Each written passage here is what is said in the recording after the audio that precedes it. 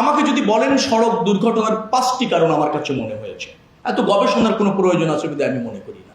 ফিটনেসবিহীন যানবাহন, fitness driver. ফিটনেসবিহীন কেন driver বললাম?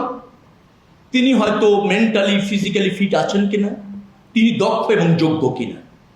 আমার জানা মতো অনেক ড্রাইভার বাংলাদেশে হয়েছেন, অধিকাংশ ড্রাইভার হয়েছেন পরিবহনে থাকতে থাকতে। একসময় হেল্পার ছিলেন, পর্যায়ক্রমে স্টিয়ারিং ধরতে ধরতে তিনি ড্রাইভার হয়ে গিয়েছেন। তিনি গাড়ি চালানো যা বোঝেন, হাইওয়েতে বা সড়কে কি বিধি মেনে, কি নিয়ম মেনে গাড়িটা চালাতে হয়, সেটা কতটুকু জানেন সেটা সন্দেহ আছে। কিন্তু এই প্রকল্পে তার প্রশিক্ষণের ব্যবস্থা করা হয়েছে। তাকে আবার শারীরিকভাবে ফিট কিনা সে ব্যাপারে ওই প্রকল্পের মধ্যে আপনার কাজ রয়েছে, সেটা করা হচ্ছে।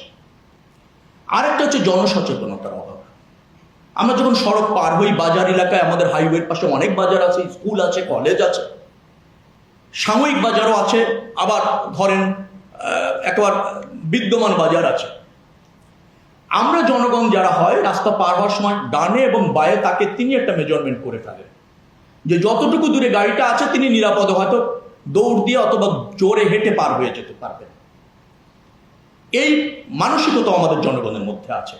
পাশে ওভারপাস আছে, যাচ্ছেন না, পার হচ্ছেন না, উঠতে চাইছেন না, তার মানে হচ্ছে জনসচেতনতার অভাব আছে। আরেকটা আছে সীমাহীন গতি, অনিয়ন্ত্রিত গতি, আছেন হেলমেট ব্যবহার না করার প্রবণতা। এই কয়েকটি কাজ যদি আমরা করাতে পারি এই প্রকল্পের মাধ্যমে, তাহলে এই প্রকল্প সার্থক।